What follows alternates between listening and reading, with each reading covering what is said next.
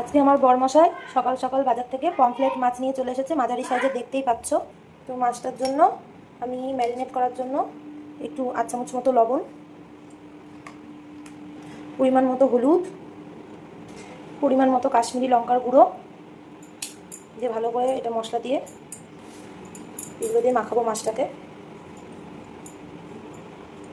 আর সামান্য একটু তেল দিয়ে নেবো, সর্ষের তেল। এই যে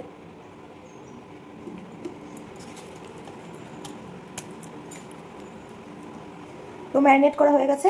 এবার 5 থেকে 10 মিনিট আমি এটা রেখে দেবো। 10 মিনিট হয়ে গেছে। এবার পরিমাণ মতো কড়াইয়ে সর্ষের তেল দেবো মাছটা ভেজে নেওয়ার জন্য। দেখো তেল দিয়ে দিয়েছি কড়াইয়ে। তো তেল গরম হয়ে গেছে, আমি একে একে মাছগুলো দিয়ে দেবো। তোমরা কাঁচাও রান্না করতে পারো, তো আমি একটু হালকা এইভাবে ভেজে নিলাম, একদম হালকা করে। দেখতেই পাচ্ছ একদম হালকা হালকা করে ভেজেছি। আবারও এই তেলে আবারও এই কটা মাছ ভেজে নেব। মাছের মশলা করার জন্য, সর্ষে পোস্ত রান্নার জন্য আমি সাদা সর্ষে 2 চামচ মতো নেব, কালো সর্ষে 1 চামচ, এই যে কালো সর্ষে, আর পোস্ত 2-3 চামচ মতো নেব।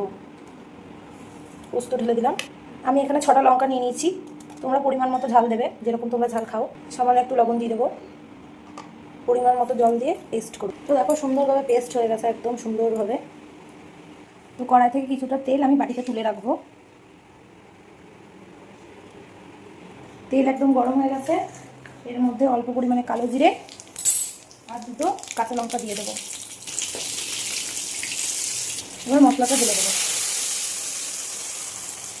এবার মশলা ধোয়া জলটা দিয়ে দেবো। এবার পরিমাণ মতো লবণ হলুদ দেবো। মশলা করার সময় লবণ দিয়েছিলাম বলে এইটুকু লবণ দিলাম। এখন পরিমাণ মতো হলুদ দিয়ে দেবো। ঝোলটা ফুটে গেছে। এবার একে একে মাছগুলো দিয়ে দেবো।